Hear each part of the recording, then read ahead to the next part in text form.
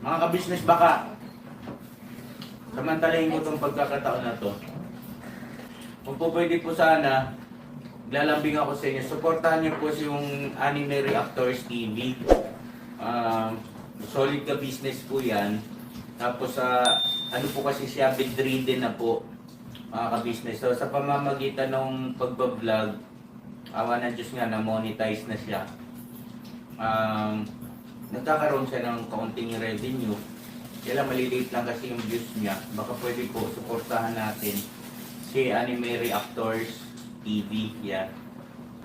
Pero bedridden na po siya. Kaya mapapansin nyo yung at least na mukha niya, pinapakita niya.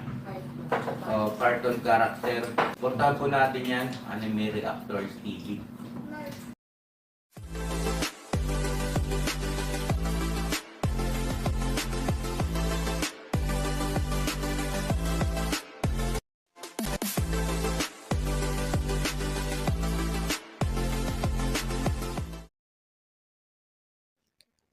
Hello guys, mapagpalang araw po sa ating lahat. Narito pong muli ang inyong lingkod, Anime Reactors TV.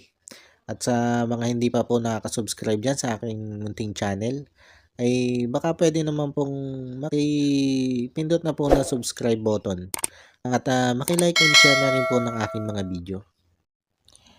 At patuloy din po natin suportahan ang Mag-amang Ka-Business Official at Papa Dins TV. At ganun din po yung kanilang second YouTube channel na Ka-Business Family.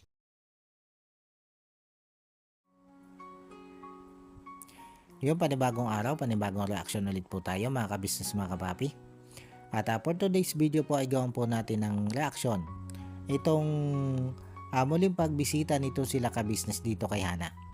Para nga po paabutan ito o dalhan ng malaking sorpresa.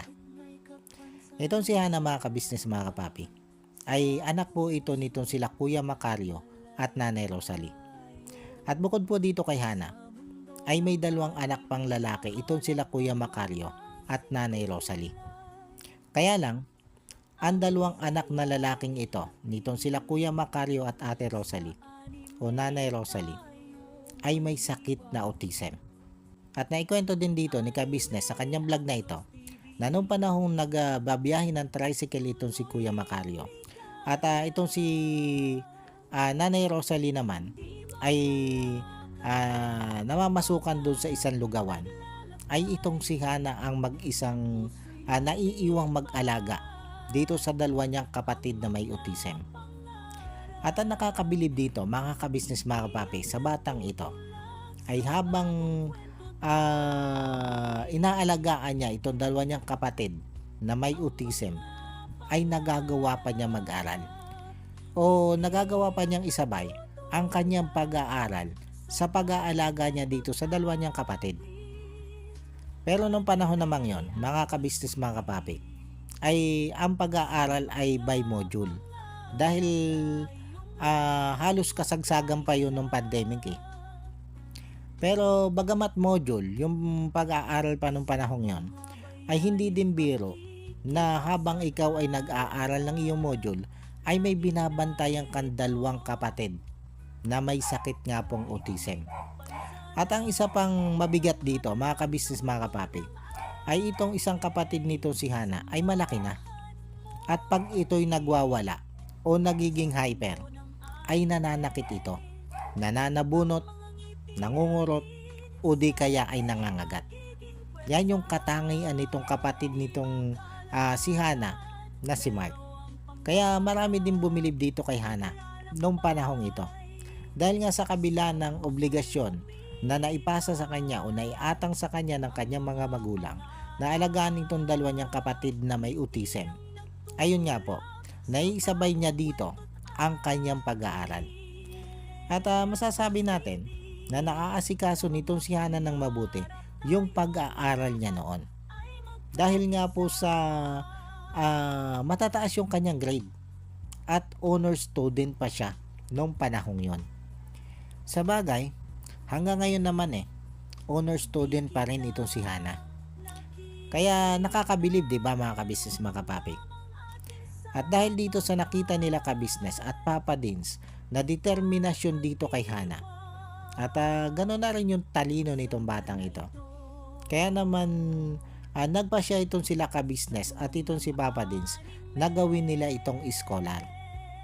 At bukod dito sa pagbibigay nila ng scholarship dito kay Hana, ay pinatayuan din nila ng bahay itong pamilyang ito.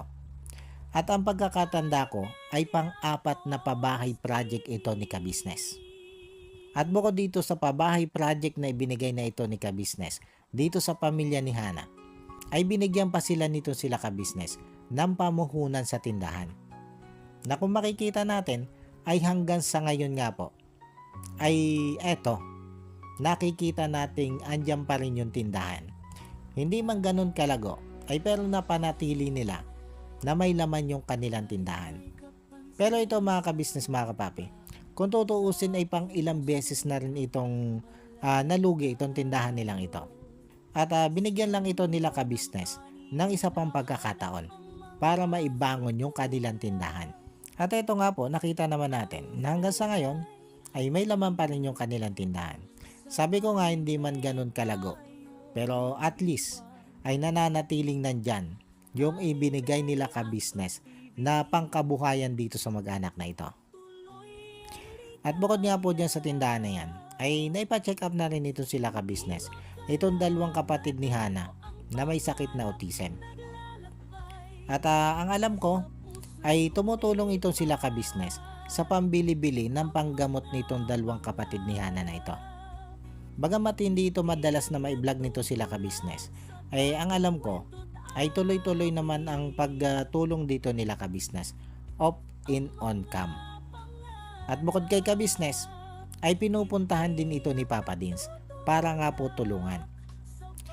At eto na nga po mga ka-business, mga kapapi, itong puntang ito nila ka-business ngayon dito kay Hana ay may hatid nga pong biyaya itong si ka-business para dito kay Hana. At ang biyaya pong ito ay hatid ng isang butihing sponsor nito sila ka-business na natuwa at na-inspire dito kay Hana.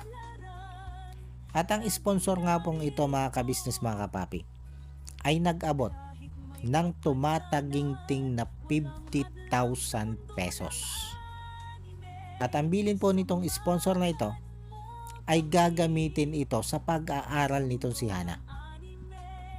At nung iabot nga po nito si ka-business ang 50,000 na ito dito kay Hana, ay nakita naman natin na nasa kalahati pa lang yung naiibigay nito si ka-business ay naging emotional na itong si Hana. Kumbaga sobrang blessed na blessed siya ng mga oras na yon. Kaya naman hindi na niya naiwasan o napigilan ang mapaluha. At sabi nga niya ay ang mga luha niyang ito ay luha ng kaligayahan. Dahil hindi niya kalain na may magpapaabot sa kanya ng ganto kalaking halaga ng pera para sa kanyang pag-aaral. At matapos nga po maibigay nito si ka-business ang halagang 50,000 dito kay Hana, ay ang una nitong naisip ay ang bahagihan ang kanyang mga kapatid para nga po sa maintenance ng mga ito. Kumbaga, ang una pa rin naisip nitong si Hana ay kapakanan ng kanyang mga kapatid bago pa yung kanyang sarili. Ganyan po kabait na bata itong si Hana. Kaya para sa akin, itong 50,000 na ipinaabot ng sponsor na ito ni ka-business ay hindi nyo po ito pagsisisihan. Dahil nakita nyo naman po kung ano yung ugali ng tinulungan yung bata. Na mas inuuna nga niya pong isipin ang kanyang pamilya bago pa sa sarili niya. At para sa akin, ay deserve ni Hana ang makatanggap ng ganitong kalaking halaga. Kaya alam nyo mga ka-business, mga kapapi, napakaswerte nito sila Ate Rosalie at Kuya Macario. Dahil ang naging panganay nilang anak ay may ganto kabait na pag-uugali. Kaya para sa akin, ay isang napakalaking blessing nitong si Hana dito sa mag-asawang Kuya Macario at Ate Rosalie. Bagamat naghihirap sila sa buhay, ay kita nyo naman Ito yung malaking kayamanan nitong mag-asawang ito. Itong kanilang anak na panganay na ito. Dahil pag naging successful ito sa kanyang mga pangarap, ay sigurado na ang unang-unang makikinabang sa kanyang pinaghirapan ay itong kanyang mga magulang at mga kapatid. Yan yung nakikita kong katangian nito si Hana. At bago nga po umalis ito sila ka-business, ay sinabi nito sila ka-business na hindi pa ito yung huling blessing na dadating dito sa mag-anak na ito. Dahil ayon dito kay ka-business, ay pupunta din dito si Papa Dins at may ipapaabot pang another blessing. At sa tingin ko naman, ay karapat dapat lang nila matanggap ang mga ganitong blessing. Dahil kita mo naman sa katayuan nila na sila yung talagang tao na kinakailangan matulungan. Dahil hindi naman biro talaga yung pagkakaroon ng dalawang kapatid o dalawang anak o dalawang membro ng pamilya na may sakit na ganito. Dahil ang ganitong sakit ay panghabang buhay na yan sakripisyo. Dahil bagamat may mga maintenance silang iniinom, ay pampakalma lang po yon. Hindi po talaga napapagaling ng mga gamot na yon yung sakit nitong dalawang kapatid na ito ni Hana. Kaya sabi ko nga, ay panghabang buhay na itong sakripisyo at obligasyon, lalo na nitong si Hana. Dahil syempre, alam naman natin na itong mag-asawang Kuya Macario at Ate Rosalie, pagdating ng araw at matatanda na ito, ay hindi na rin nila kakayaning alagaan itong dalawa nilang anak na may sakit na autism. Kaya may iwan dito ay walang iba kundi itong si Hana. Kaya sana nga kung sakasakaling mag-asawa itong si Hana, sana ay pati itong dalawang kapatid ni Hana na ito na may sakit na autism ay matanggap ng kanyang mapapangasawa. Kaya sana ay pag mag-aasawa itong si Hana ay pipili siya ng lalaking kayang tanggapin ang kanyang mga kapatid. Dahil pag nagkataon, kung sakaling mag-asawa itong si Hana at hindi tanggap ng kanyang mapapangasawa ang kalagayan nitong dalawang kapatid nito si Hana o ang obligasyon nitong si Hana para dito sa dalawa niyang kapatid, ay baka mauwi din lang sila sa hiwalayan. O di kaya ay isakripisyo nitong si Hana yung dalawa niyang kapatid para dito sa kanyang asawa. Kaya sabi ko nga, sana pag nag-asawa itong si Hana, dahil alam naman natin na doon naman talaga pupunta yan dahil syempre kailangan din ni Hana na bumuo ng sarili niyang pamilya sa takdang panahon. Kaya sana pag dumating yung panahon na yon, ay ang makuhang makakatuwang nitong si Hana sa buhay ay yung kayang unawain yung kanyang obligasyon dito sa dalawa niyang kapatid na may autism. Pero syempre bago yan, ay ang ipanalangin muna natin ay ang makapagtapos itong si Hana doon sa pinapangarap niyang kurso.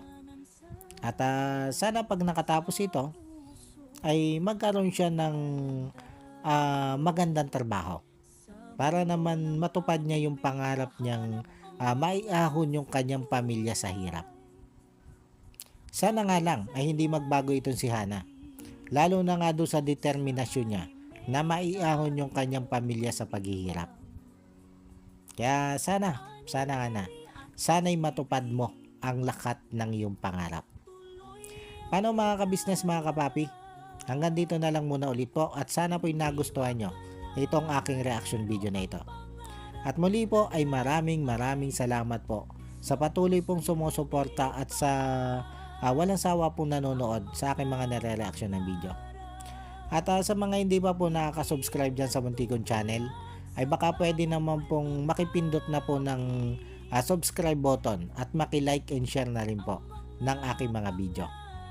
At yun, bago po tayo tuloy ang magtapos, ay gusto ko lang pong i-shoutout itong sila Ma'am Nerissa ng New Jersey. Shoutout po sa inyo ma'am at maraming salamat po sa patuloy nyo pong pagsuporta at sa wala nyo din pong sawang panonood sa aking mga video. Maraming salamat po ma'am. At ganun din po dito kay Ma'am Elena Capillo Shoutout po sa inyo ma'am at maraming salamat din po sa patuloy nyo din pong pagsuporta at sa wala nyo din pong asawang panonood sa aking mga video. Maraming salamat po ma'am. At shoutout din po dito kay Idol Wakiwak TV. Shoutout sa iyo Idol. At shoutout din dito kay Jewel Channel. Shoutout po sa inyo sir. At ganun din po dito sa mga magigiting na kagwang nitong si Ka-Business Official. Itong sila kagwang Intoy Official, kagwang Bay Papaya Official, kagwang Buknoy Official, kagwang Bornok Official, kagwang Bugi Official, at kagwang Bong Official. Shoutout po sa inyo. At syempre ganun din po dito sa aking mga kasamang reaktor na sila Taong Gala, Kalingap Turak, Katangay PLC, Mamblers Channel, Alminda Mix Vlog, MK Inday Okray TV, Annalisa Reality Vlog, at Joyce 27 TV. Shoutout po sa inyo. At muli po ay maraming salamat po, and God bless po sa inyong lahat. Anime Reactors, shoutout po. Suportahan natin yan si Anime Reactors TV. Yan, pakisupport po natin. Siya po ay isang bedridden na mga ka-business. Check nyo po yung kanyang YouTube channel, Anime Reactors TV. Siya po siyang bedridden na, ayan, kahit papano nakakagawa-gawa siya ng mga reaction video patungkol sa Ka-Business Official. Suportahan po natin para kahit papano magkaroon siya ng revenue. May magamit siya sa pambili-bili man lang ng gamot. Ano po mga ka-business.